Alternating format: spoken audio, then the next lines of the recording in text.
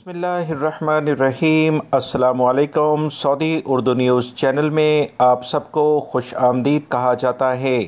बहुत सारे पाकिस्तानी और इंडियन भाइयों ने ये सवालात इस खबर के नशर होने के बाद पूछे हैं कि इनको अपने मुल्कों में छुट्टी पर जाना है।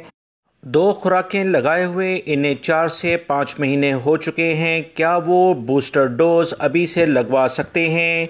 क्योंकि 2 से 3 महीने अगर ये छुट्टी जाते हैं तो इन्हें वापसी में मुश्किलात तो नहीं होंगी। इस बारे में काफ़ी परेशानी में मुब्तला हो गए हैं।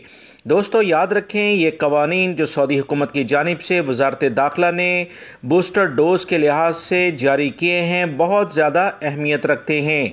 ये सिर्फ़ और सिर्फ उसी वक्त आप तमाम भाइयों के लिए मुश्किलात पैदा कर सकते हैं अगर आपको डोज लगवाए हुए, दोनों खुराकें लिए हुए 8 महीने का टाइम गुजर चुका होगा।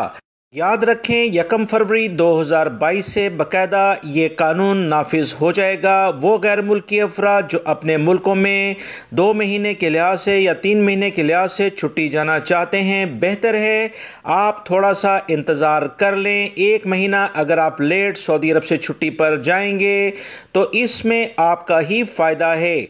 सऊदी अरब में रहते हुए बूस्टर डोज लगवाएं और उसके बाद आसानी से रिलैक्स होकर फैमिली के साथ अपनी छुट्टी को एंजॉय करें। वरना अगर आप ऐसे ही चले जाते हैं तो वापसी के लिए मुश्किलात खड़ी हो सकती हैं। वीडियो लाइक करके शेयर भी कीजिएगा। अस्सलामु अलैकुम।